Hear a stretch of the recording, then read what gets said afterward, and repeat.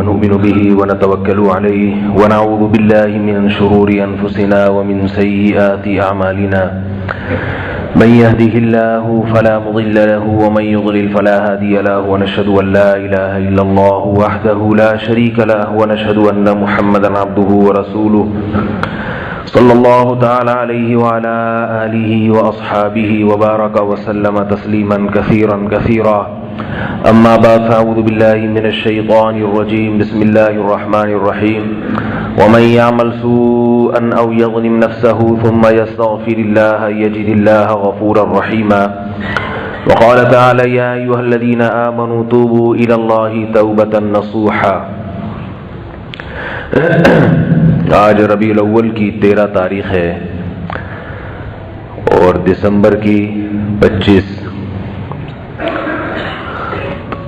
ایک عید عیسائیوں کی گزری اور ایک تو اسی عید کے بارے میں کچھ روشنی ڈالوں گا کہ اسلام میں عیدیں کتنی ہیں اور اہل بدعت نے کتنی بنا لی ہیں، ان کے دلائل کیا ہیں، اس کے جوابات کیا ہیں. مختصر، زیادہ گہرائی میں نہیں جاؤں گا کیونکہ گل ویلے دی دے پھل موسم دا، یہ بار بار مثال سناتا رہتا ہوں. بات مختصر ہو، جامع ہو، دلائل مختصر ہو، جامع ہو.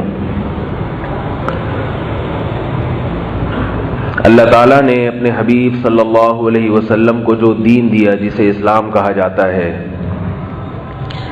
یہ دین عملی زندگی سکھاتا ہے انسان کو.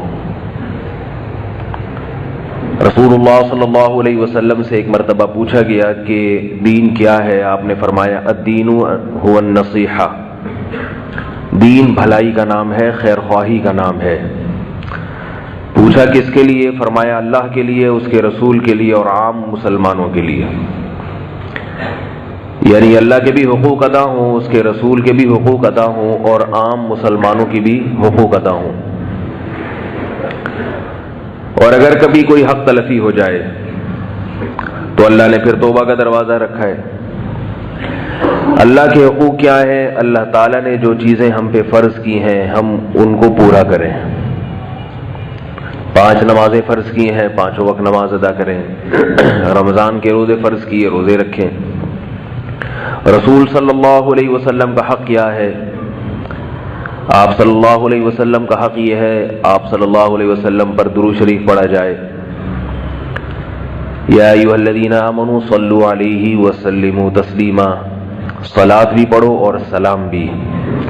صلاۃ اور سلام میں فرق یہ ہے کہ سلام کہتے ہیں سلامتی کو، یعنی ہر قسم کے عیب سے، عذاب سے سلامتی، مصیبتوں سے سلامتی. اور درود کا مطلب ہے خصوصی رحمت، عام رحمت سے بھی بڑے درجے کی رحمت. تو ہمیں حکم ہے کہ یہ نبی کے لیے دعا پڑھا کرو، دعا مانگا کرو. اس میں حکمت یہ ہے کہ جب تم نبی کے لیے اللہ سے دعا مانگو گے تو تمہارا یہ عقیدہ درست ہو جائے گا کہ نبی بھی اللہ کی رحمت کے محتاج ہے. اور نبی سے مانگنے کا حرام ہونا یہ تمہارے دماغوں میں، دل دماغ میں اچھی طرح یہ بات پیوست ہو جائے گی، اتر جائے گی کہ جب نبی کے لیے بھی اللہ سے مانگا جاتا ہے تو اپنے لیے نبی سے کہاں ہم مانگ سکتے ہیں؟ سمجھ رہے ہیں بات کو؟ درود شریف دعا ہے جو کس سے کی جاتی ہے؟ اللہ سے. کس کے لیے کی جاتی ہے؟ نبی کے لیے کی جاتی ہے.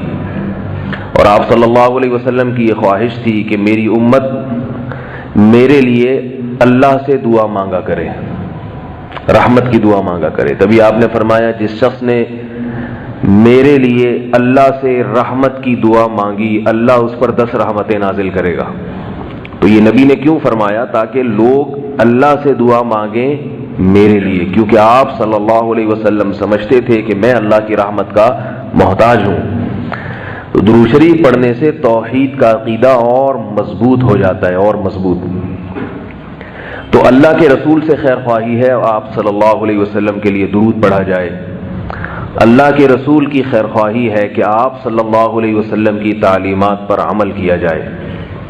اللہ کے رسول سے خیر خواہی ہے کہ آپ کی تعریف میں مبالغہ نہ کیا جائے. مبالغے کا مطلب ایسی تعریف کہ اللہ اس کے رسول میں فرق ہی ختم ہو جائے، یہ غلو ہے۔ ایک صحابی آئے نبی صلی اللہ علیہ وسلم کے سامنے، بہت زیادہ تعریف کی آپ صلی اللہ علیہ وسلم کی۔ آپ صلی اللہ علیہ وسلم غضبناک ہوئے اور فرمایا کہ مجھے یوں کہا کرو عبداللہ و رسولہ، میں اللہ کا بندہ ہوں اور اس کا رسول ہوں۔ البتہ نبی صلی اللہ علیہ وسلم کی وہ تعریفیں جو قرآن مجید نے کی ہیں، جس کے آپ اہل ہیں، وہ تعریفیں ضرور کرنی چاہیے، لیکن آج کل کے جلسوں میں، نعتوں میں ان تعریفوں کو ہائی لائٹ نہیں کیا جاتا۔ وہ صفات جو واقعتاً قرآن و سنت سے ثابت ہیں اور ان میں ہمارے لیے سبق بھی ہے۔ خیر یہ ایک الگ موضوع ہے۔ تو اللہ اس کے رسول سے خیر خواہی کا مطلب، اور تیسری چیز آپ صلی اللہ علیہ وسلم نے فرمایا کہ وہ کیا ہے؟ عام مسلمانوں سے خیر خواہی۔ عام مسلمانوں سے خیر خواہی میں پھر درجات ہیں۔ سب سے پہلے آپ کے رشتہ دار ہیں، آپ ان کا حق ادا کر رہے ہو کہ نہیں کر رہے، والدین ہیں، رشتہ دار ہیں، پھر پڑوسی ہیں، پھر آپ کے ساتھ دفتروں میں کام کرنے والے، ان کے ساتھ کیسا سلوک ہے، پھر اپنے جن کے آپ ملازم ہیں، کیا ان کو کام آپ پورا کر کے دے رہے ہیں؟ تنخواہ پوری لیتے ہیں تو کام پورا کر کے دے رہے ہیں ملازمین؟ یہ ساری چیزیں ہیں ایک جو معاشرے میں رہنا سکھاتی ہیں انسان۔ یہ ہے اصل دین۔ پھر ہمیں ہمارے نبی صلی اللہ علیہ وسلم نے اللہ کے حکم پر 2 عیدیں بھی دی ہیں، کیونکہ ہر قوم کا ایک تہوار ہوا کرتا ہے۔ آپ صلی اللہ علیہ وسلم فرمائے لِكُلِّ قَوْمٍ عِيدٌ، ہر قوم کے لیے ایک عید کا دن ہوتا ہے۔ وَلَنَا عِيدان، اور ہمارے لیے کتنے ہیں؟ 2۔ تو دیکھو بھائی، نبی صلی اللہ علیہ وسلم نے ہر قوم کے لیے ایک عید، اور ہمارے لیے عیسائیوں کی کرسمس کتنی ہوتی ہے؟ 1۔ یہودیوں کا ایک تہوار، ہندوؤں کا ایک تہوار، مسلمانوں کے 2۔ اب اس میں تیسرے کی ایڈیشن کی ضرورت نہیں۔ یہ بالکل ایسا ہی ہے جیسے ہمیں نمازیں کتنی دی گئیں؟ 5۔ اگر کوئی کہے نمازیں 6 ہیں تو بتاؤ یہ دین میں اضافہ ہو گیا کہ نہیں ہو گیا؟ اللہ کے نبی 5 دے کے گئے، آپ نے 6 بھی بڑھا دی ہے بھائی۔ 5 عیدیں دی ہیں یا 6 دی ہیں؟ 5 نمازیں دی ہیں یا 6؟ 5 نمازیں۔ اب امام صاحب نے اشراق کے وقت بھی جماعت سے نماز شروع کر دی۔ ایک رکعت میں ہمیں کتنے سجدے دیے نبی صلی اللہ علیہ وسلم نے؟ 2 سجدے۔ اب ہم کہیں نہیں، نبی نے 2 دیے، ہم تیسرا بھی بنائیں گے۔ تو یہ اچھا کام ہوگا، برا کام ہوگا، کسی پہ طنز مقصد نہیں ہے۔ بہت سے لوگ نبی کے عشق اور محبت میں کر رہے ہیں، لیکن یاد رکھو یہ عشق اور محبت خدا کی قسم قیامت کے دن گلے پڑ جائے گا، گلے پڑ جائے گا۔ یہ عشق اور محبت میں حدود سے تجاوز مت کرو۔ عیسائیوں نے حضرت عیسیٰ سے عشق میں تجاوز کیا، جہنم کی آگ کے مستحق ٹھہرے، جہنم کی آگ کے۔ عیسائی حضرت عیسیٰ سے محبت کرتے ہیں، اس میں کوئی شبہ نہیں ہے۔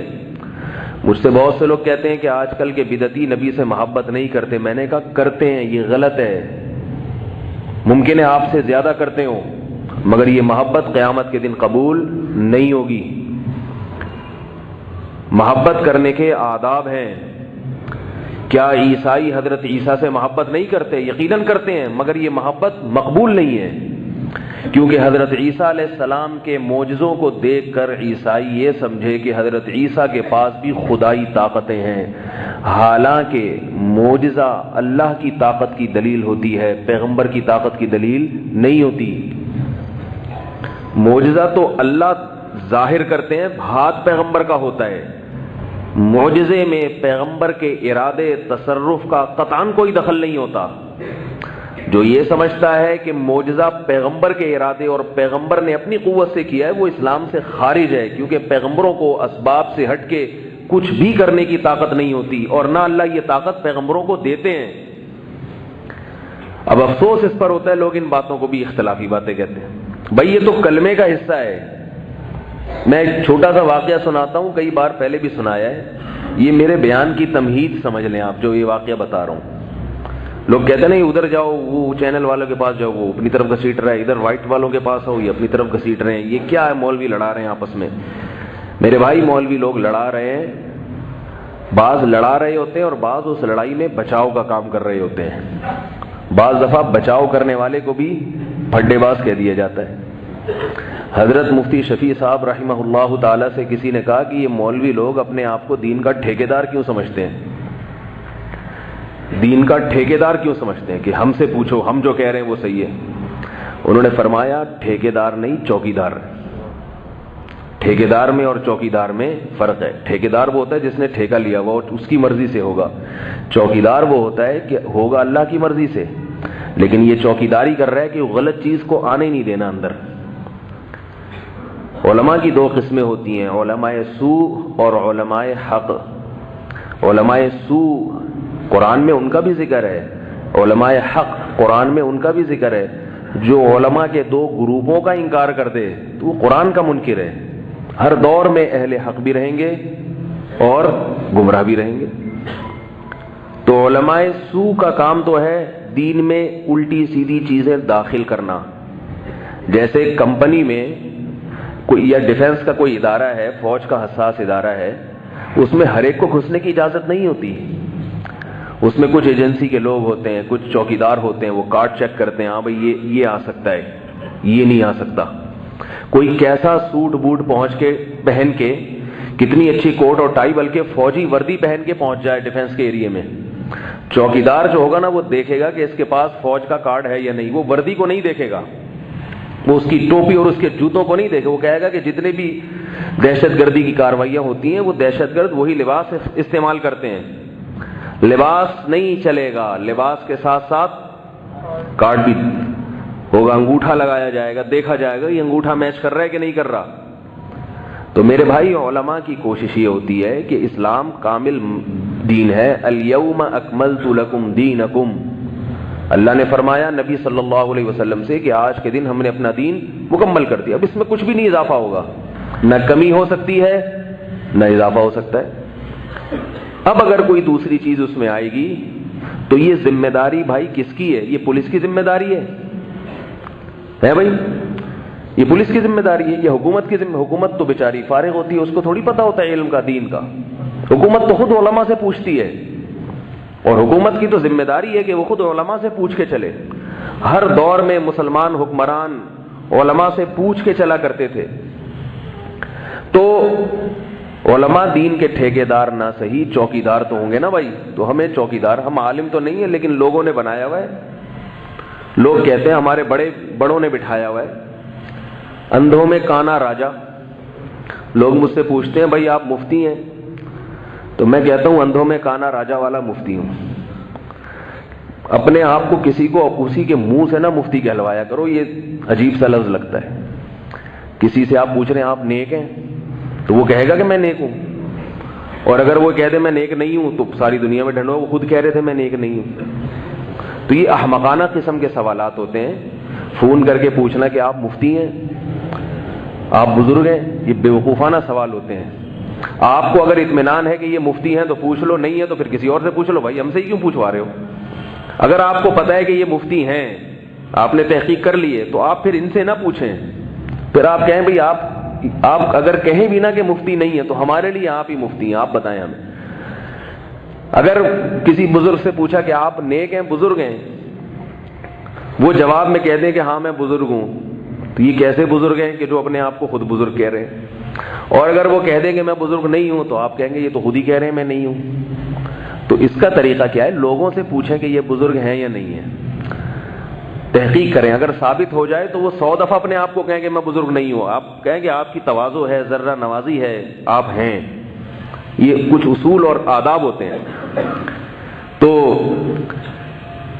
علماء کی ذمہ داری میرے بھائی کیا ہے؟ چوکیداری کرنا، کوئی غلط چیز اندر گھسنے نہ دینا۔ تو یہ ذمہ داری علماء قیامت تک ادا کرتے رہیں گے۔ تو میں یہ عرض کر رہا ہوں میرے بھائی کہ مسلمانوں کو اللہ نے عیدیں کتنی دی ہیں؟ صحیح حدیث ہے، محمد صلی اللہ علیہ وسلم نے ارشاد فرمایا لِكُلِّ قَوْمٍ عِيدٌ وَلَنَا عِيدَانِ، ہر قوم کے لیے ایک عید کا دن ہوتا ہے اور ہمارے لیے 2 عید۔ یہ بڑی عیدوں کی بات ہو رہی ہے۔ ایک چھوٹی عید ہوتی ہے جو ہر ہفتے گھوم کے آتی ہے، وہ چھوٹی عید کون سی ہے؟ جمعے کا دن، وہ چھوٹی عید ہے۔ اس کو بھی حدیث میں عید کا دن قرار دیا گیا جمعے کے دن کو، لیکن بڑی نہیں ہے، یہ چھوٹی ہے، یہ کیونکہ بار بار گھوم کے آ رہی ہے۔ یہ چھوٹی عیدیں بھی اللہ نے ہر قوم کو عطا کی ہیں، ہر قوم، جتنی آسمانی کتابوں والی قومیں ہیں۔ سب سے پہلے قوم تھی یہودی، اسے جو چھوٹی عید ملی وہ کون سی بتاؤ بھائی؟ منہ سے بولیں گے تو بات آگے چلے گی، یہ ڈیجیٹل سسٹم کے تحت بیان نہیں ہو رہا، منہ سے بولے تاکہ سبق یاد۔ یہودیوں کو کون سی ملی؟ ہفتے کا دن۔ آج بھی یہودی ہفتے کو چھٹی مناتے ہیں۔ ورلڈ ٹریڈ سینٹر جب تباہ ہوا ہے نا تو ہفتے کا دن تھا، کوئی بھی یہودی اس میں نہیں تھا۔ اس سے بھی بعض لوگ کہتے ہیں کہ کوئی چکر ہے، ہفتے کا دن کیوں رکھا گیا؟ اور یہودیوں کے بعد کون سی قوم آئی؟ عیسائی قوم آئی۔ یہودیوں کے بعد اتنا تو پتہ ہے نا، عیسائی، موسیٰ علیہ الصلوۃ والسلام کی قوم تھی یہودی۔ پھر اللہ نے آپ صلی اللہ علیہ وسلم سے تقریباً 700 سال پہلے بھیجا حضرت عیسیٰ علیہ الصلوۃ والسلام۔ حضرت عیسیٰ علیہ الصلوۃ والسلام کے ماننے والے عیسائی کہلاتے ہیں۔ ہفتے کے بعد کون سا دن آتا ہے؟ اتوار۔ تو عیسائیوں کو کون سا دن ملا؟ اتوار کا دن ملا۔ یہ دن ریپیٹ ہوتا ہے۔ اس کے بعد ہم آئے تو ہمارا کون سا ہونا چاہیے تھا بھائی اس ترتیب کے لحاظ سے؟ ہے بھائی پیر کا دن۔ لیکن پیر کا دن محمد صلی اللہ علیہ وسلم کا یوم ولادت ہے۔ آئی بات سمجھ میں؟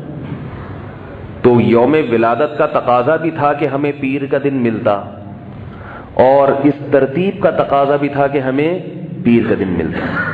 اس کے باوجود اللہ نے ترتیب الٹ دی، ریورس گیئر ہو گیا بالکل۔ پیر کے بجائے ہم کہاں چلے گئے؟ پیچھے چلے گئے جمعے کے دن۔ شاید اس میں یہ حکمت تھی کہ نبی کا یوم ولادت کو عید نہ سمجھو۔ آئی بات سمجھ میں؟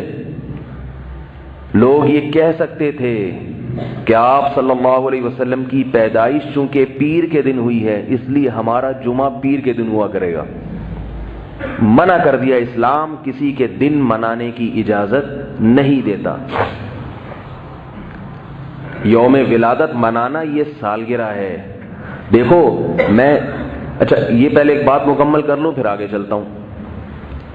دوسری بات یہ کہ بعض لوگ یہ کہتے ہیں کہ آپ صلی اللہ علیہ وسلم نے پیر کا دن منایا ہے، آپ صلی اللہ علیہ وسلم پیر کے دن روزہ رکھتے تھے۔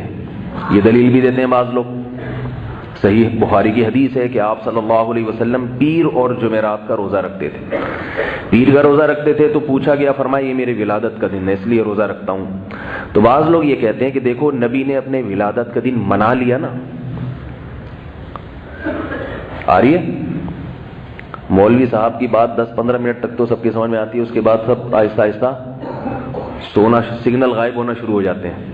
تو سگنل ذرا پوری توجہ کے ساتھ بحال رکھیں اپنے۔ وہ کہتے ہیں، بعض لوگ یہ کہتے ہیں کہ پیر کا دن رسول اللہ صلی اللہ علیہ وسلم نے منایا ہے تبھی تو روزہ رکھا، یہ منانا ہی تو ہے۔ اس کا جواب سنیں، کسی بھی دن کو سیلیبریٹ کرنا یا منانا روزہ رکھ کے نہیں ہوتا۔ سیلیبریٹ کرنا یا منانا یہ ہمیشہ کھانے پینے سے ہوتا ہے۔ آج تک دنیا کی کوئی ایسی قوم نہیں گزری جو روزہ رکھ کے خوشی منا رہی ہو۔ نہ مسلمانوں میں ایسا ہوتا ہے، نہ یہودیوں میں۔ کسی بھی خوشی کے موقع پر دیکھو بھائی، آپ کے بیٹے کی ولادت ہوئی، خوشی ہے نا، روزہ رکھتے ہو یا بکرے کاٹتے ہو؟ کھاتے پیتے ہو یا کھاتے بھی ہو کھلاتے بھی ہو؟ اور حدیث میں ہے کہ بکرے کاٹو، دمبے کاٹو، گائے کاٹو، عقیقہ کرو۔ خوشی کا موقع ہے تو ہم کیا کرتے ہیں اس میں؟ اس کو سیلیبریٹ کرتے ہیں، مبارکباد، بھئی مبارک ہو آپ کے بیٹا پیدا ہوا، لڑکی پیدا ہوئی ہے، ایک بکرا ایک دمبا، یہ بتانے کے لیے کہ لڑکی بھی خوشی کی چیز ہے۔ ٹھیک ہے لڑکے میں زیادہ ہوتی ہے لیکن لڑکی میں بھی خوشی ہونی چاہیے۔ لڑکی منحوس نہیں ہے، رو نہیں اس پہ، خوشی ہے تبھی تو ایک دمبے کا حکم ہے، یہ بتانے کے لیے۔ ٹھیک ہے بیٹا ہوتا تو دگنی خوشی ہوتی لیکن بیٹی سے بھی خوشی ہونی چاہیے۔ لوگوں کو کھلاؤ کھانا۔ آج کل کیونکہ ہندو زدہ معاشرہ ہے نا ہمارا، ہندوؤں میں بہت رہے ہیں تو اس لیے سارے کام ہندوؤں والے کر رہے ہیں، رو رہے ہوتے ہیں اوپر سے۔ تو اللہ تعالیٰ جب کوئی قوم اللہ کی کسی نعمت پہ ناقدری کرتی ہے تو اللہ تعالیٰ اس کی ریشو بڑھا دیتے ہیں۔ آج کل کیا ہو رہا ہے کہ لوگ نسل کو روک رہے ہیں کہ ہم سے بچے پلتے نہیں ہیں، اس کا نتیجہ نکلا اللہ بیٹیاں دینا شروع کرتے ہیں دھڑا دھڑا۔ بیٹے کی لالچ میں بیٹیاں پیدا کرو، ٹھیک ہے نا۔ تو یہ اللہ کی طرف سے عذاب آتا ہے. اس لیے لڑکیوں کا گروتھ ریشو بہت بڑھ گیا ہے. اگر معاملہ اللہ پہ چھوڑ دو, جتنی اللہ نے دینی ہے, جتنے بیٹے دے, جتنی بیٹیاں دے, میں اس کی تقدیر پہ راضی ہوں, وہ کھلانے والا پالنے والا وہ ہے, تو گروتھ ریشو خود بخود اعتدال پہ قائم ہو جائے گا. تو بچہ پیدا ہوتا ہے, ہم کیا کرتے ہیں بھائی, مٹھائی کی باتیں ہوتی ہیں. ایسا نہیں ہوتا کہ آپ قحط کی باتیں شروع کر دیں. شادی ہوتی ہے, ولیمہ ہوتا ہے, تو اس میں کیا ہے, روزہ رکھتے ہیں. بھائی کوئی آپ سے کہے میری شادی ہوئی ہے, آپ فوراً مٹھائی کی بات کرتے ہو کہ نہیں کرتے؟ بھائی ہاں ہوں کرو گے تو بات کروں گا, مجھے پھر میرے سے توجہ سے سنیں گے تو بات ہوگی, ورنہ میں کوئی پروگرام یا لیکچر پیش کرنے کے لیے نہیں آتا یہاں پہ. تو ایسا نہیں ہوتا کہ جیسے یونیورسٹیوں میں ہوتا ہے نا, 1 گھنٹے کے اتنے پیسے ملتے ہیں, تو پروفیسر صاحب لیکچر ڈیلیور کر کے چلے جاتے ہیں, ان کو پیسے مل جاتے ہیں. مجھے پیسے نہیں ملتے الگ سے کوئی اس تقریر کے. اس لیے بات سنیں گے, سمجھیں گے تو بات کروں گا, نہیں کریں گے تو پھر میں ایک پیپر دے دوں گا, اس کو گھر بیٹھ کے پڑھ لیے گا آپ لوگ. تو سیلیبریٹ کرنا یہ خوشی کے موقع پر ہوتا ہے, اور سیلیبریٹ کرنے کا طریقے میں مٹھائی, کھانا, کیک, یہ سب باتیں ہوتی ہیں. ہم لوگ کے یہاں مٹھائی کا رواج ہے, گوروں کے ہاں کیک پیسٹریوں کا رواج ہے, کیونکہ وہ گورے ہیں بہرحال. ظاہر ہے وہ ہماری طرح تھوڑی ہیں کہ وہ جاہل مٹھائی جلیبی کھا رہے ہیں. تو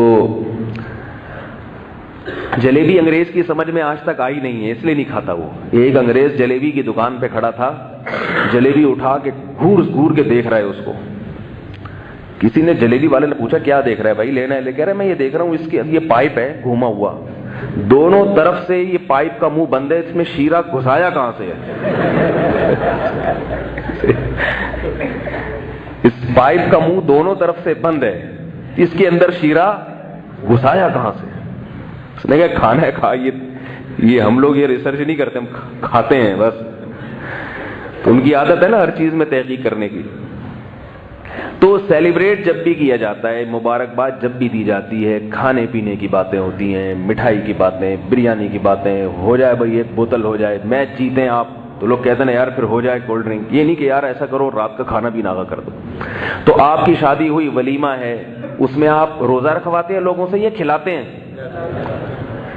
تو آپ خوشی میں کبھی بھی یہ نہیں ہوتا کہ کھانے کا ٹائم ہو اور کھانا چھوڑ دیں آپ خوشی میں, بلکہ ڈبل کھاتے ہیں. بولتے ہیں آج تو خوشی میں 3 پراٹھے کھا گیا, پتہ ہی نہیں چلا مجھے, کہتے ہیں نا. تو عجیب بات ہے, رسول اللہ صلی اللہ علیہ وسلم. اچھا عید کے دن دیکھو, عید میں اسلام میں جو عیدیں ہیں, عید الفطر, عید الاضحیٰ, اس میں روزہ رکھنا حرام قرار دے دیا. حرام. شیطان روزہ رکھتا ہے. کیوں؟ اس لیے کہ اگر آپ اس دن روزہ رکھیں گے تو سیلیبریٹ نہیں کر سکتے اس کو, پھر وہ عید نہیں رہے گی, وہ خوشی منانا کا عنصر ختم ہو جائے گا, اس میں منا نہیں سکتے پھر آپ اس کو. تو اس لیے عید کے دن, کیونکہ اللہ نے آپ کو ایک خوشی منانے کا تہوار دیا, آپ روزہ رکھیں گے, اس کا مطلب ہے آپ اللہ کے تہوار پر راضی نہیں ہیں. بقرعید میں تو عید کا دن تو ایک ہے, لیکن روزہ 13 ذی الحجہ تک حرام کر دیا, 10, 11, 12, 13. کیوں حرام کر دیا؟ اس لیے کہ سیلیبریٹ کرنے کے لیے آپ کو چوتھے دن بھی کھانا پڑتا ہے. بعض دفعہ گوشت کاٹا ہے آپ نے, تو ایام اضحیہ تو 3 دن ہیں قربانی کے, لیکن وہ 3 دنوں میں اتنا گوشت ہوتا ہے کہ چوتھا دن بھی وہ جتنا بھی صدقہ کر لو کچھ نہ کچھ چوتھے دن بھی چلتا ہے. تو حالانکہ چوتھا دن عید کا نہیں ہے, مگر اس دن بھی روزہ حرام, کہ بھئی سیلیبریٹ کرتے کرتے اس کی کچھ آثار بھی تو باقی رہیں گے نا, ان آثار کی بھی رعایت کی ہے. تو یہ بار بار بتایا جا رہا ہے کہ خوشی کا دن کھانے کا ہوتا ہے. اسلام میں جہاں بھی خوشی کی بات ہے کھانے کی بات ہے, جہاں بھی خوشی کی چیز کھانے کی بات آئے گی لازمی. تو اب یہ دیکھو میرے بھائی کہ نبی صلی اللہ علیہ وسلم نے پیر کے دن روزہ رکھ کے بتا دیا کہ آپ اس دن کو سیلیبریٹ نہیں کر سکتے.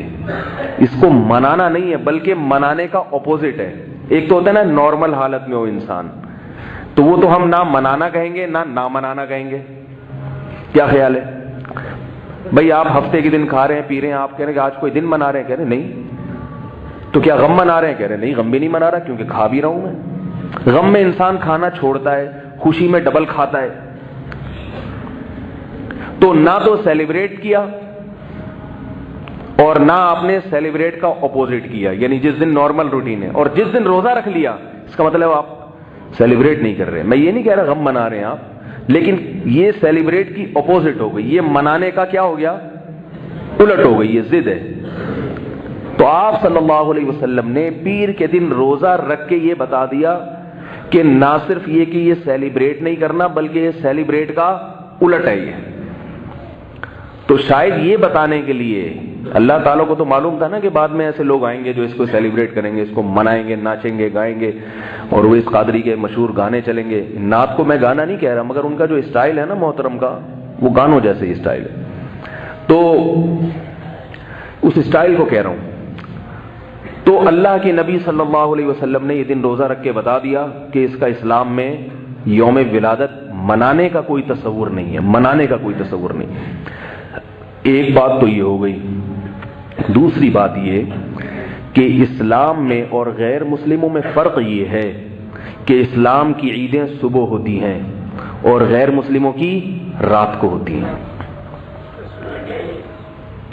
اسلام نے صبح اس لیے رکھی کہ رات کے وقت جب عید منائی جاتی ہے، رات انسان کو گناہوں کی طرف دھکیلتی ہے، کیونکہ چراغاں رات کو ہو سکتا ہے، دن میں چراغاں ممکن نہیں ہے. آ رہی ہے بات سمجھ میں؟ دن میں آتش بازی ممکن نہیں ہے، کیونکہ سورج کی روشنی ہر قسم کی ہری بتیوں، کیا لال بتیاں، جو بھی بتیاں ہوں، وہ سورج کی روشنی میں کوئی بتی نہیں رہتی. اور رات کے وقت بتیاں جلتی ہوئی نظر آتی ہیں.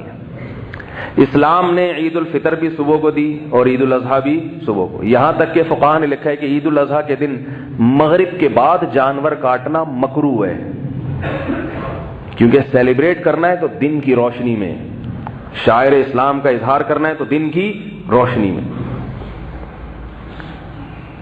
تو کیا اصول پتا چلا؟ اسلام ہمیں کب عید منانے کا حکم دیتا ہے؟ صبح صبح. جتنی عیدیں ہیں صبح صبح کے ٹائم پہ ہیں. جمعے کا دن دیکھ لو، جمعہ بھی عید ہے نا. اچھا، روزے سے یاد آیا کہ جمعہ کے دن بھی رسول، کیونکہ عید کا تصور ہے، اس لیے آپ صلی اللہ علیہ وسلم نے صحیح بخاری کی حدیث میں فرمایا لا تختصوا یوم الجمعۃ بصوم، جمعے کا دن روزے کے ساتھ خاص مت کرو. کیونکہ بعض یہ ہو سکتا تھا کہ جمعے کا دن بڑا دن ہے تو بعض لوگ یہ سوچ کے روزہ رکھیں گے کہ آج جمعہ ہے تو زیادہ ثواب ملے گا. آپ نے فرمایا نہیں، منع کر دیا. اسی لیے علماء کہتے ہیں کہ خاص جمعے کے دن کو بنیاد بنا کے روزہ رکھنا جائز نہیں ہے. لیکن چونکہ یہ چھوٹی عید ہے اس لیے روزہ حرام نہیں بلکہ مکروہ ہے، کیونکہ بڑی عید میں تو حرام ہے اور جمعے کے دن کیا ہے؟ مکروہ ہے.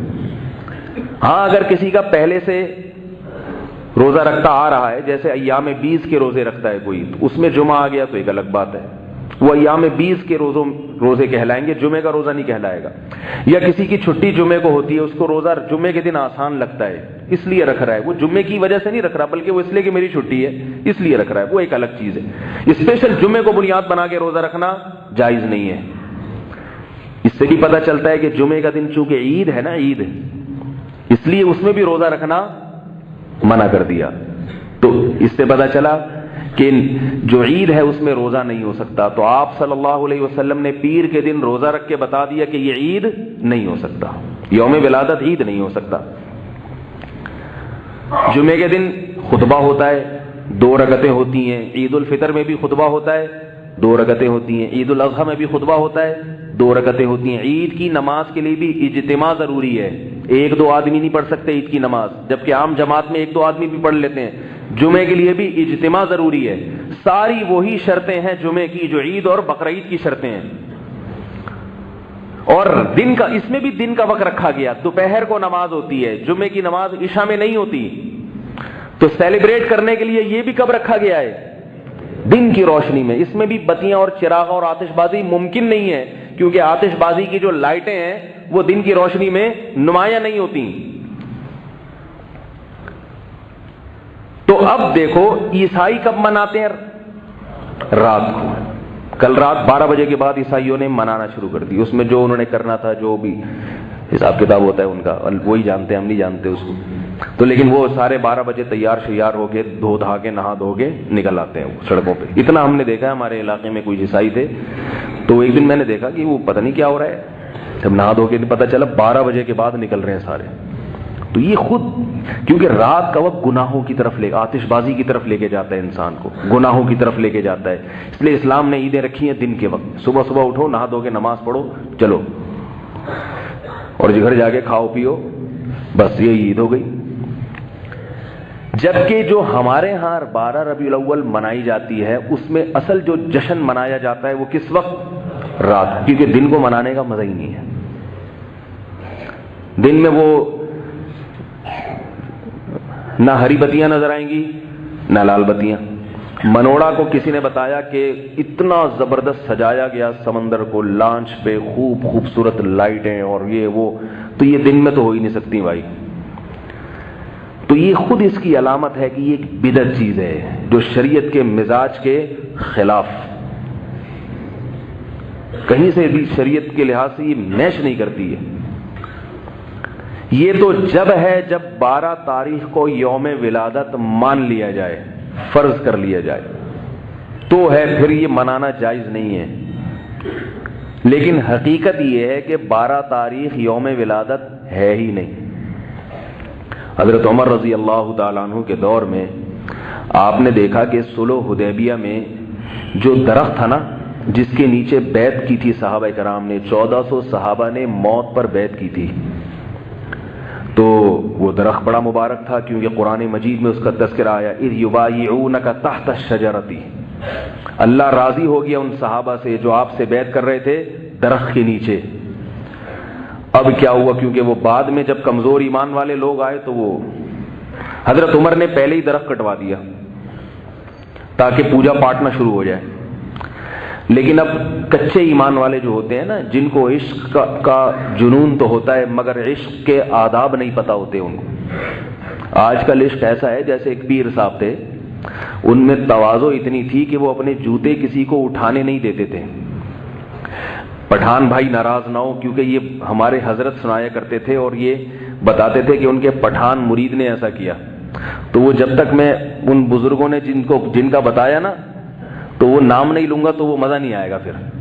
تو ہمارے استاد بھی ہیں, بہت سارے پٹھان ہیں, ہمارے شاگرد بھی ہیں, تو کسی قوم کی تضحیک یا مذاق اڑانا مقصد نہیں ہے, بلکہ یہ ان کے جذبے کو بیان کرنا مقصد ہے کہ وہ محبت ایسے ہوتی ہے. تو حضرت گنگوہی نے لکھا ہے اور ہمارے حضرت رحمہ اللہ بھی بیان کرتے تھے کہ ایک پٹھان مرید تھے, گاؤں دیہات سے آئے تھے, دیہاتی تھے وہ, دیہاتیوں کے زیادہ آداب وداب نہیں پتہ ہوتے. تو وہ اپنے پیر صاحب کا بہت احترام کرتے تھے. تو انہوں نے اپنے پیر صاحب سے کہا کہ ہماری موجودگی میں آپ اپنے جوتے نہیں اٹھا سکتے, کیونکہ ہمارے لیے یہ بڑی غیرت کے خلاف ہے کہ پیر صاحب کے جوتے ہماری موجودگی میں پیر صاحب خود اٹھائیں, ہم اٹھائیں گے آپ کے جوتے. پیر صاحب کہتے تھے کہ ان میں تواضع اتنی تھی, پہلے زمانے کے پیروں میں کچھ تواضع بھی کافی زیادہ ہوا کرتی تھی, اور جن میں یاد رکھو جو اپنے جوتے اٹھواتے ہیں اس کا یہ مطلب نہیں کہ ان میں تواضع نہیں ہے, بعض میں تربیت کا عنصر غالب ہوتا ہے. لیکن جو اپنے جوتے اٹھوا کے خوش ہوتے ہیں نا تو وہ متکبر ہے, اس سے تعلق چھوڑ دو. آئی بات سمجھ میں؟ جوتے اٹھوا کے خوش ہونا یہ انسان میں حب جاہ کی دلیل ہے. تو اب وہ کیا ہے کہ انہوں نے جوتے نہیں اٹھانے دیے اس کو. میں نے کہا نہیں خو ہم اٹھائے گا. پیر صاحب نے آگے بڑھ کے جلدی سے اپنے جوتے خود ہی اٹھا لیے. جیسے ہی اٹھائے ہیں, پٹھان بھائی جو مرید ہیں پیر صاحب کا ہاتھ پکڑ کے مروڑا اور ان کی کلائی اتر گئی اور جوتے ہاتھ سے لیے. بولا جب تک ہمارے جیسا مرید زندہ ہے پیر صاحب آپ اپنے چپل خود نہیں اٹھا سکتے. ابے اللہ کے بندے, تو نے ان کا ادب تو کیا مگر ان کا بازو تو دیکھ, بازو توڑ دیا تو نے. عشق مصطفیٰ میں اتنا آگے چلے جانا کہ مصطفیٰ صلی اللہ علیہ وسلم ہی کو ناراض کر دینا, شریعت کی حدود اور اس کے ضابطوں کی دھجیاں اڑا دینا, یہ کہاں سے محبت ہے؟ یہ کون سی محبت ہے بھائی؟ تو جمعے کے دن بھی روزہ رکھنے کو منع کیا, یہ بتانے کے لیے کہ عید ہے. راتوں کو عیدیں نہیں منائی جاتی ہیں اسلام میں. اسلام کی عیدیں کب ہوتی ہیں؟ دن میں ہوتی ہیں. اور آخری بات یہ کہ 12 تاریخ رسول اللہ صلی اللہ علیہ وسلم کا یوم ولادت ہے ہی نہیں.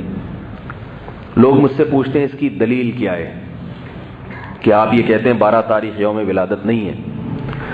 بھائی دلیل اس سے پوچھی جاتی ہے جو دعویٰ کرتا ہے. جو کہہ رہے ہیں کہ 12 تاریخ ہے ان سے دلیل پوچھو کہ اس کی دلیل کیا ہے.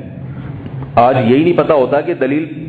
ایک آدمی آپ کے پاس آیا, ایک آدمی میرے پاس آئے اور کہنے لگے کہ آپ نے مولوی صاحب مجھ سے 1 لاکھ روپے لیے ہیں, واپس کریں. میں کہوں بھائی میں نے نہیں لیے.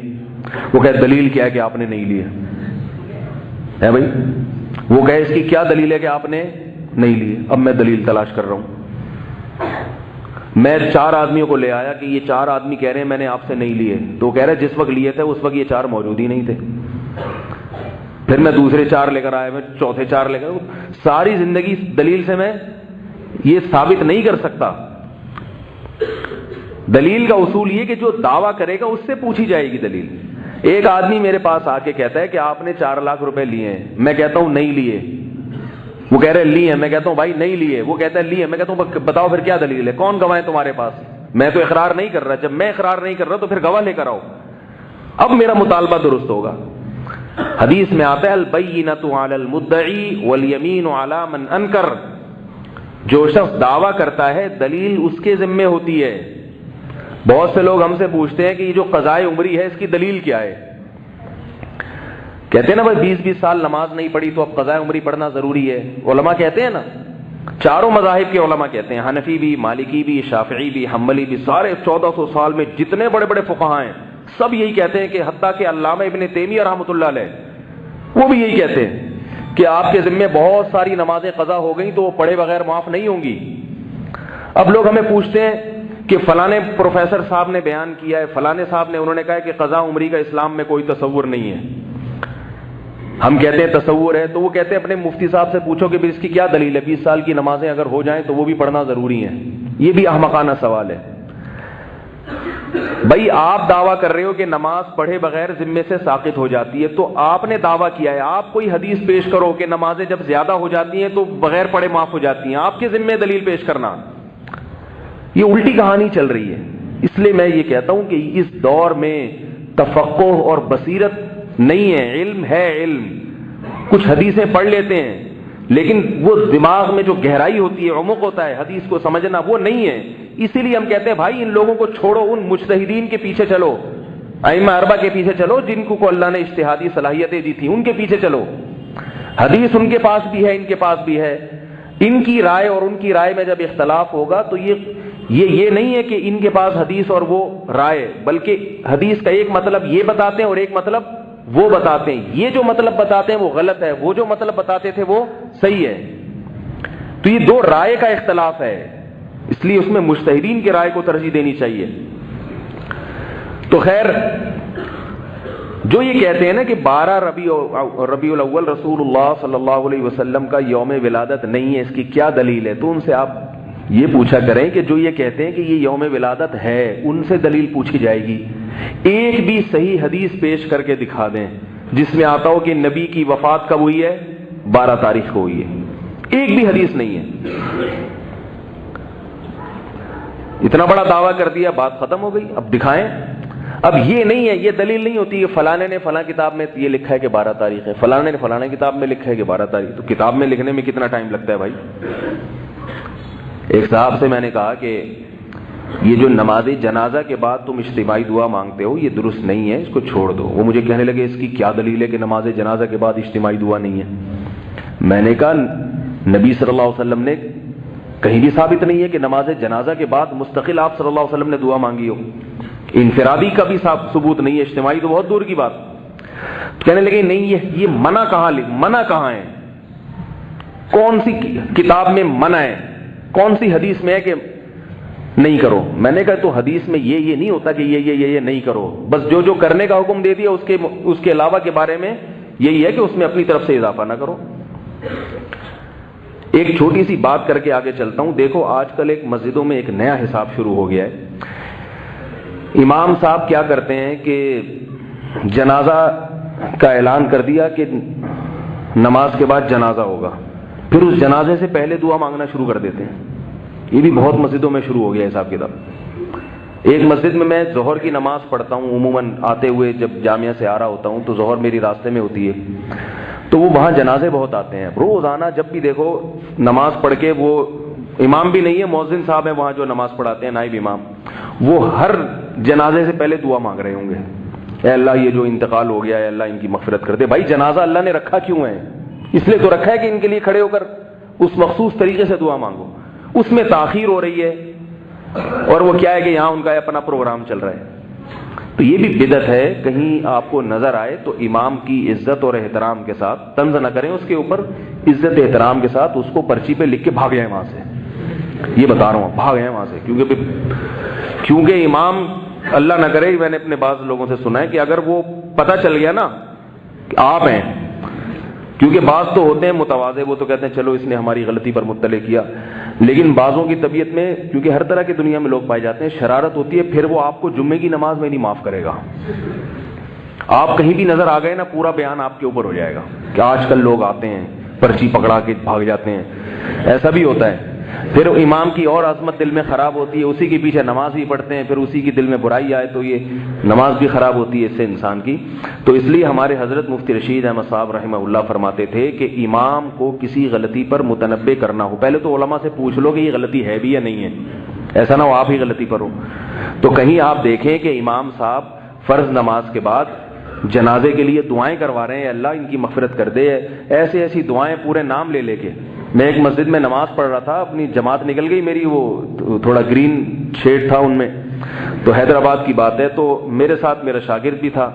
ہماری نماز نکل گئی، سفر میں تھے ہم نے، جب نماز پڑھ رہے تھے تو ہمیں امام صاحب کی دعا کی آواز آ رہی، اے اللہ ستار بھائی کی مغفرت کر دے، انہوں نے اتنے پنکھے لگائے ہیں مسجد میں، اے اللہ غفار بھائی نے یہ اے سی انہوں نے لگوایا، ان کی مغفرت کر دے. جو جس نے جہاں جہاں لگوایا سب کو ہائی لائٹ کیا جا رہا ہے. ہمارے لیے نماز میں ہنسی روکنا مشکل ہو گیا تھا. یار یہ کیا، یہ کوئی پروگرام چل رہا ہے، یہ دعا ہو رہی ہے، یہ سیاست ہے، یہ دعاؤں میں بھی سیاستیں چل رہی ہیں. تو اب کیا ہے کہ جنازہ تگڑا آ گیا، تگڑا جنازہ نا، جنازے کی بھی دو قسمیں ہوتی ہیں. یہ غریب غربا کا چلو اے اللہ مغفرت کر دے، چلو بیٹا صحیح کافی ہے ہو جائے گی. ایک ہے ذرا کوئی سیٹھ صاحب کا جنازہ ہے، ذرا تگڑا قسم کا جنازہ. پھر وہ جنازہ تو اللہ نے تو سب کا ایک ہی جیسا رکھا ہے نا. اللہ نے جو مغفرت کی دعا اللہم اغفر لحینا ومیتنا وشاہدینا، وہ تو سب کا، اور بھی حدیث میں دعائیں ہیں، وہ تو سب کی ایک ہی جیسی ہیں. اس میں یہ نہیں دیکھا جاتا یہ 20ویں گریڈ کا آفیسر ہے یا کوئی چپڑاسی ہے، موچی ہے، سب ایکویلٹی، سب برابر نظام رکھا اللہ نے. اب اگر امام صاحب جنازہ پڑھائیں گے جو چندہ دیا کرتے تھے تو ان کا بھی شریعت میں ان کا بھی ویسا ہی ہے جو چندہ نہ دینے والے کا ہے، کوئی فرق نہیں. تو اب امام صاحب کیا کرتے ہیں کہ تھوڑا سا اپنی طرف سے تڑکا لگاتے ہیں تاکہ اس کے لواحقین کو پتہ چلے کہ ہم نے بھی دینا ہے، یہ سلسلہ ہمارا ختم نہیں ہونا چاہیے، ورنہ ہمارا بھی جو ہے نا وہ ہول سیل کے حساب سے ہو جائے گا جنازہ. تو وہ ریٹیل پرائس پہ جنازہ پڑھوانے کے لیے پھر امام صاحب نماز کے بعد پھر لمبی لمبی دعا مانگتے. جنازہ رکھا ہوا ہے، اسلام کہہ رہا ہے، شریعت کہہ رہی ہے کہ جنازے میں تاخیر مت کرو. نبی نے فرمایا حضرت علی سے 3 چیزوں میں تاخیر مت کرو. ان 3 چیزوں میں ایک کیا ہے؟ جنازہ. یہاں تک کہ صحابہ کرام کی جب میت ہوتی تھی، انتقال ہوتا تھا، بعض دفعہ نبی کو اطلاع دینے سے پہلے دفنا دیا کرتے تھے، کیونکہ رات کو انتقال ہوا، آپ صلی اللہ علیہ وسلم کو جگائیں گے تو نیند خراب ہونے کا اندیشہ ہے، فجر تک انتظار کریں گے تو جنازے میں تاخیر ہوگی، اس لیے رات ہی کو دفنا دیا. حالانکہ محمد صلی اللہ علیہ وسلم کسی پہ جنازہ پڑھے کتنی بڑی خیر و برکت ہے، لیکن صحابہ جانتے تھے کہ تاخیر، یہ تھے سنتوں، اصل سنت پہ حرص اس کو کہتے ہیں. تو اب کیا ہے کہ وہ امام صاحب کا پروگرام چلتا ہے نماز کے بعد، یا اللہ ان کی مغفرت کر دے، یا اللہ وہ جنازہ پڑھا ہوا ہے، وہ کہہ رہا ہے بھائی یہ مغفرت کے لیے اللہ نے جو طریقہ بیان کیا ہے جنازے کی دعا وہ پڑھو نا. تو جیسے نماز جنازہ کے بعد دعا جائز نہیں ہے، بدعت ہے، اسی طرح نماز جنازہ سے پہلے بھی ناجائز ہے.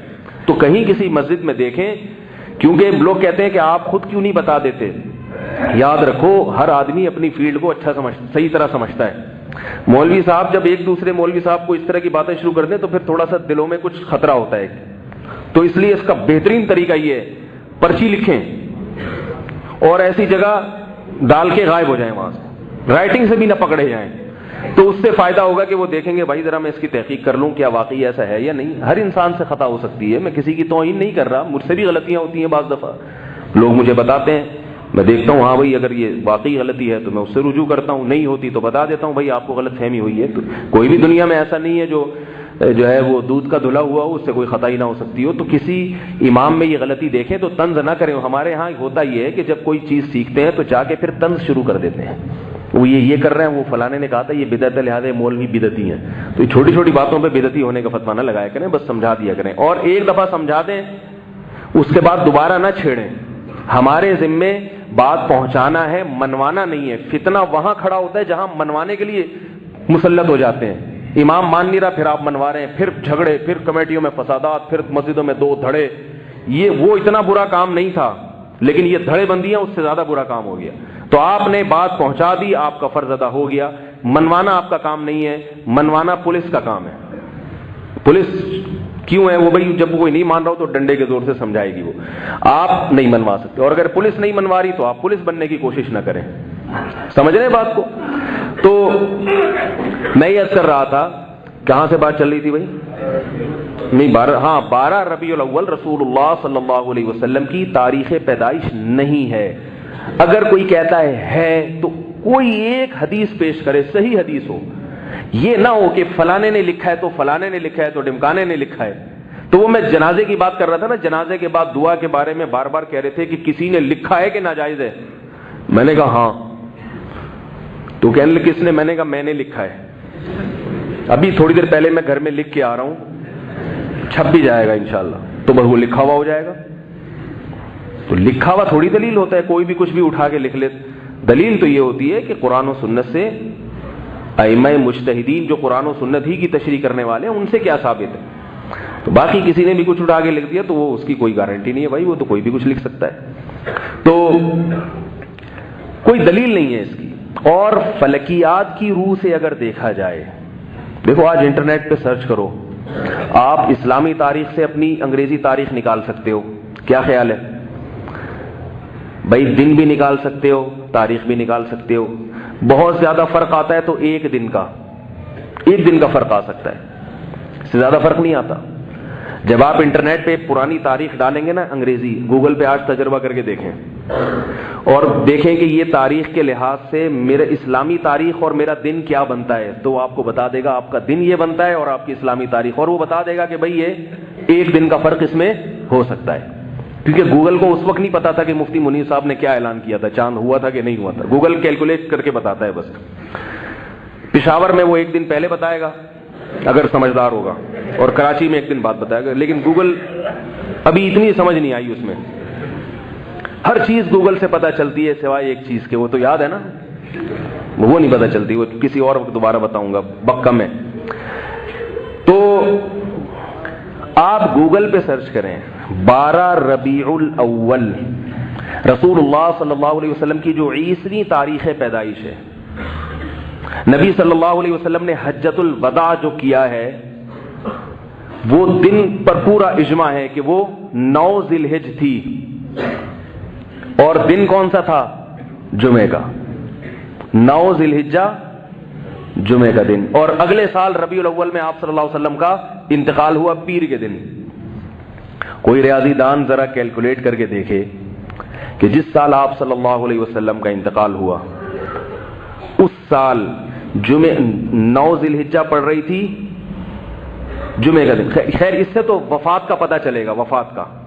ولادت کا بھی اسی طرح کیلکولیٹ کیا جا سکتا ہے. یہ تو وفات کا پتہ چلے گا, اگلے سال وفات ہوئی ہے نا آپ کی, تو جس سال آپ صلی اللہ علیہ وسلم کی ولادت ہوئی ہے اس سال آپ صلی اللہ علیہ وسلم وہ جو ولادت ہوئی پیر کا دن تھا, اور اس پر بھی اتفاق ہے کہ مہینہ ربیع الاول کا تھا. تو آپ ذرا کیلکولیٹ کر کے یا کسی ریاضی دان سے دیکھیے, پوچھئے کہ کیا ربیع الاول میں 12 تاریخ کو اس سال پیر کا دن بیٹھ رہا ہے کہ نہیں بیٹھ رہا, تو وہ آپ کو بتائے گا کہ میچ ہی نہیں ہو رہی ہے, بلکہ پیر کا دن یا تو 8 تاریخ کو بیٹھ رہا ہے یا 9 ربیع الاول کو بیٹھ رہا ہے.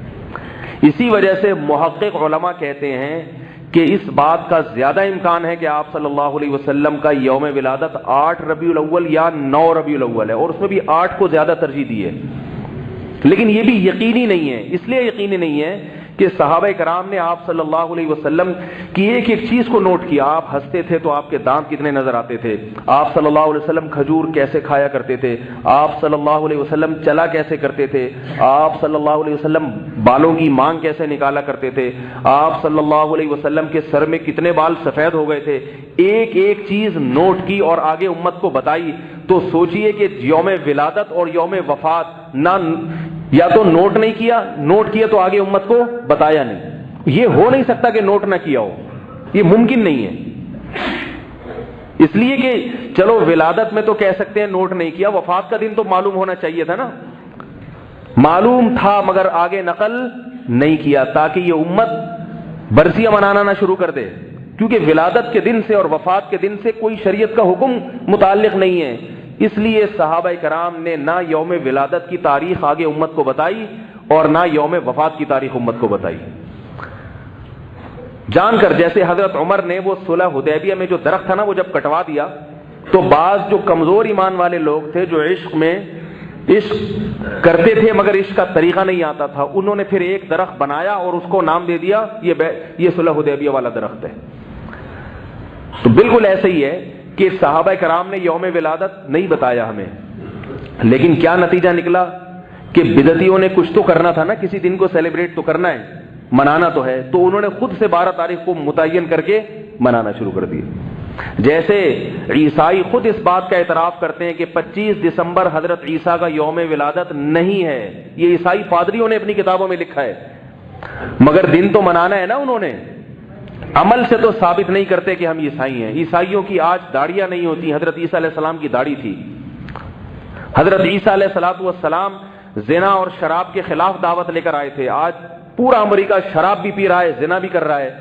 تو جو عملی تو کام کرنے کے تھے حضرت عیسیٰ کی تعلیمات میں وہ چھوڑ دیے, حضرت عیسیٰ کے یوم ولادت منانا شروع کر دیا. یہ سب ان لوگوں کے کام ہیں جو عمل میں کسی کو فالو نہیں کرتے مگر دن منا کے خوشیاں مناتے ہیں.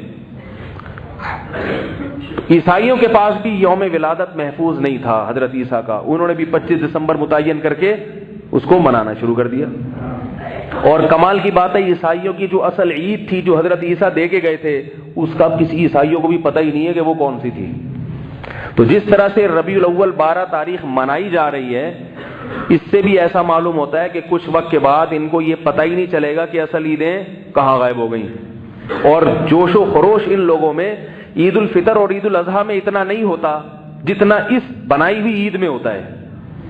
جو اصل عیدیں اسلام نے دی ہیں ان میں ایسا چراغا نہیں ہوتا, ان میں اس طرح نہیں ناچتے. مگر جو عید نہیں دی ان میں اتنا اس کو سیلیبریٹ کرتے ہیں کہ اصل عیدوں میں بھی ایسا نہیں ہوتا.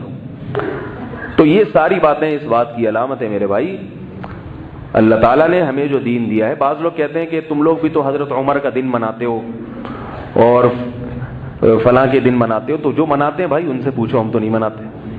ہم تو نہ حضرت عمر کا دن مناتے ہیں, نہ عثمان کا دن مناتے ہیں, نہ علی کا دن مناتے ہیں رضی اللہ عنہ, نہ حضرت حسین کا دن مناتے ہیں.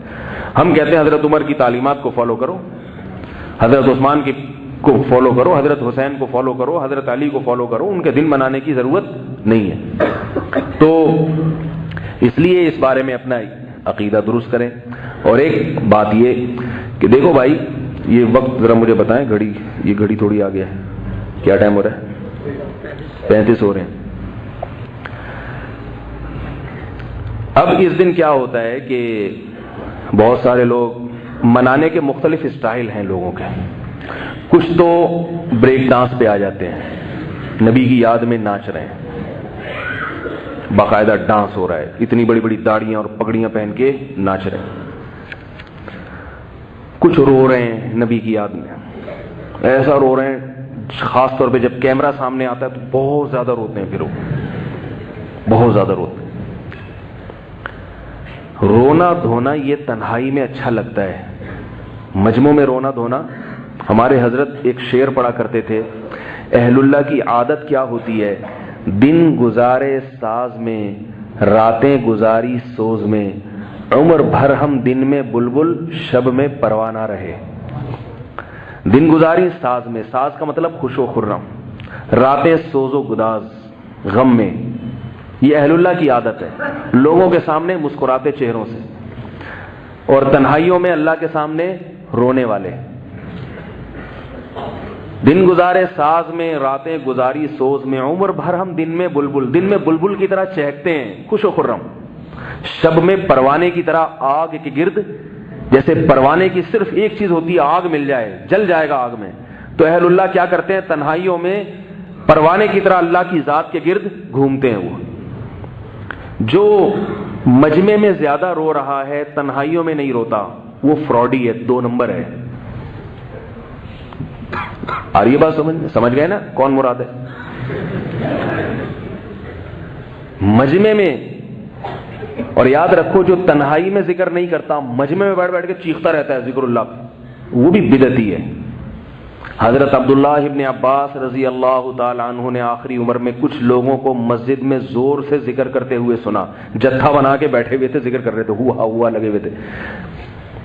حضرت عبداللہ بن عباس نابینا ہو گئے تھے. فرمائے کس کی آوازیں آ رہی ہیں؟ کہا ذکر کر رہے ہیں کچھ لوگ. خادم سے کہا پتھر اٹھا کے دو. اٹھا کے مارا ان کو. بولا ابھی رسول اللہ صلی اللہ علیہ وسلم کا انتقال ہوا ہے اور انہوں نے یہ بدعتیں شروع کر دی، ہم نے نبی کے وقت میں یہ بدعت نہیں دیکھی. اسپیکر آن کر کے ذکر ہو رہے ہیں. بھئی اللہ کو یاد کر رہے ہو، یہ پبلک کو پریشان کر رہے ہو. اللہ کو یاد کرو، تنہائی میں بیٹھ کے اللہ کا ذکر کرو. مسجد کے کونے میں بیٹھ جاؤ، جتنا مرضی ذکر کرنا ہے کرو. کس نے منع کیا؟ آج بعض مسجدوں میں کیا ہوتا ہے کہ وہ خاص طور پہ رمضان کی آخری راتوں میں وہ سارے جتھے بنا کے پورے محلے والے بیٹھے تھے، ہو ہا ذکر ہو رہے ہیں. کیا ہے یہ کون سا طریقہ ہے ذکر کا؟ بھائی کوئی غیر مسلم یہ منظر دیکھ کے اسلام قبول کرے گا؟ دیکھو نماز کو دیکھ کے بہت سے غیر مسلموں نے اسلام قبول کیا، اتنی خوبصورت عبادت ہے. روزے کو دیکھ کے بہت سے غیر مسلموں نے اسلام قبول کیا، مگر یہ اس طرح مسٹنڈوں کی طرح بیٹھا ہوگا نا، ہو ہا کر رہا ہوگا، وہ کہے گا یہ بھی کچھ ہمارے یہاں کچھ ہوتے ہیں دیوانے، یہ بھی وہی ہیں. جو سنت طریقہ ہے اور جو صوفیاء کرام بعض دفعہ ضربیں بتاتے ہیں کہ اللہ ہو کی ضربیں لگائی جائیں، وہ ضربیں بذات خود مقصود نہیں ہوتی ہیں. وہ کیا ہوتا ہے، اللہ کا نام دل میں بٹھانے کے لیے ایک مشق کرائی جاتی ہے، اس کو سنت نہیں سمجھا جاتا. تو جب وہ قرار نصیب ہوتا ہے تو وہ چھڑوا دیتے ہیں. اس میں بھی یہ ضروری ہے کہ اگر وہ پبلک کو اکٹھا کر کے باقاعدہ اعلان کر کے مجلس ہوگی تو وہ بھی بدعت بن جائے گی، ایک صاحب میرے پاس آئے رمضان میں کہ میں اپنی مسجد میں خانقاہ کھول رہا ہوں. میں نے کہا جی ماشاءاللہ آپ کو خلافت ملی، ہاں فلاں سے کے لیے اچھی بات. میں نے کہا کیا کریں گے؟ کہہ رہے میں اس طرح لوگوں کو جمع کر کے ذکر کرواؤں گا. میں نے کہا رہنے دو بھائی، آپ کو اللہ کا واسطہ. ہوا کا لوگوں کو بڑا شوق ہے، پوری پبلک اکٹھی ہو جائے گی. دکانداری نہ چلاؤ، لوگوں کی اصلاح کرو بھائی. خیر وہ واقعی نیک آدمی تھے تو میرے مشورے پر انہوں نے عمل کیا. تو پوچھنے آ گئے نا پہلے کہ احتیاطاً میں کوئی ایسا کام نہ کروں جو شریعت کے خلاف چل جائے.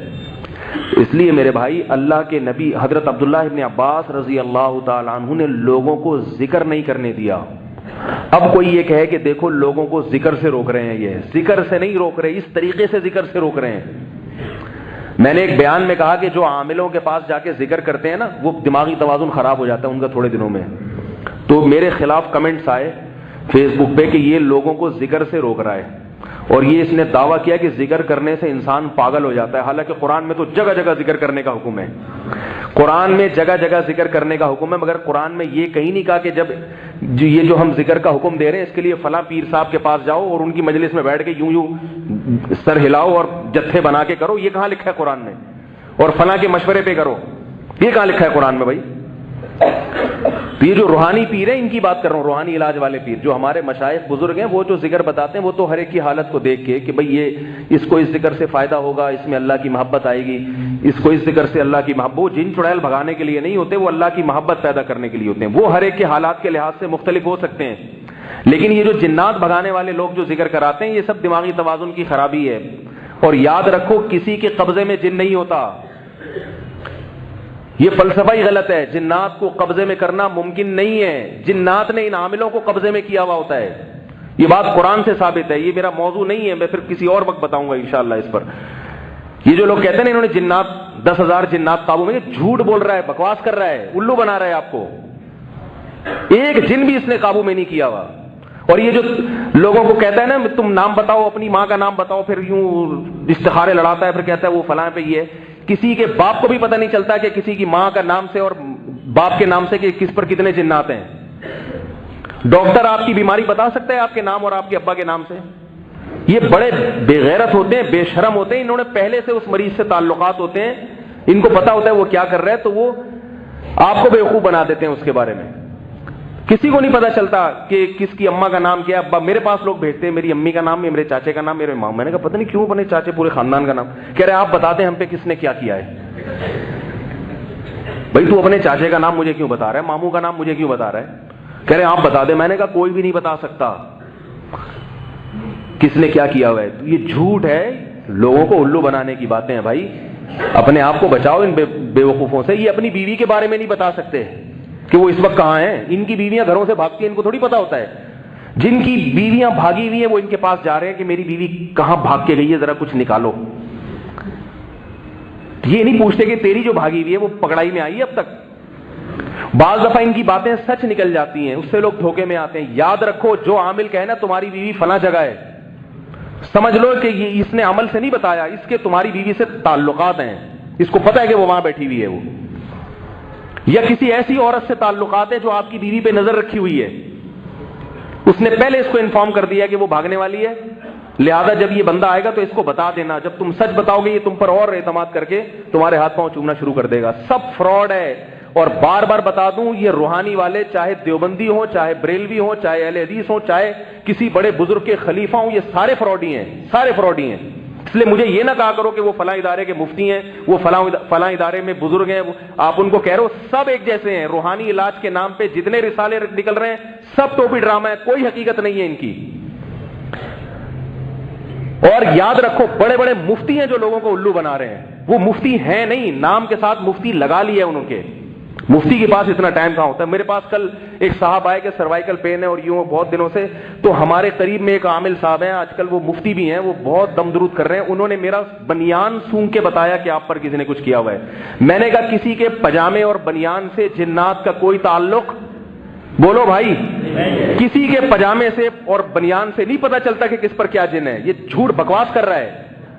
کہہ رہے نہیں آپ اتنے بڑے بزرگ کو ایسا. میں نے کہا وہ بزرگ نہیں ہے, الو کا پٹھا ہے. اور کتنی گالیاں دلواؤ گے مجھ سے بھائی, جھوٹ بول رہا ہے. کیا کروں, افسوس اس پر ہوتا ہے کہ بیڑا غرق کر دیا انہوں لوگوں کا, اور میرے بیان سن کے پھر جا رہا ہوتا ہے اس کے پاس. کہہ رہے نہیں میں نے 6 آدمیوں کو دکھایا, سب نے کہا ہے, سب نے جھوٹ بولا ہے, کوئی کچھ نہیں. اگر ہے جن تو آیت الکرسی پڑھو, خود پڑھ لو, امام صاحب سے پڑھوا کے دم کروا لو کسی بھی, وہی فائدہ ہوگا. ان کے پاس کچھ بھی نہیں ہے. بعض یہ کہتے ہیں کہ قرآن سے ہم علاج کر رہے ہیں, وہ بھی جھوٹ بولتے ہیں. قرآن کے نام پہ سیڑھیاں چل رہی ہیں, وہ بھی جھوٹ ہے. قرآن سے وہ جادو کر رہے ہیں حقیقت میں. یاد رکھو جیسے قرآن سے جادو اترتا ہے, قرآن سے جادو چڑھتا بھی ہے. قرآن کی سیڑھی آئی بھی ہے, کیونکہ سادھوی نے لوگوں کو بہت الو بنایا ہوا ہے. اور کہتے ہیں تبلیغ کے بہت بڑے کوئی اکابر ہیں, تبلیغ والے یہ کام نہیں کرتے. اور اگر تبلیغ کے کوئی اکابر ہیں تو خدا کی قسم وہ بھی فراڈی ہے, وہ بھی فراڈی ہے. تبلیغ والوں کو اس نے بیوقوف بنا کے وہاں تک پہنچ گیا.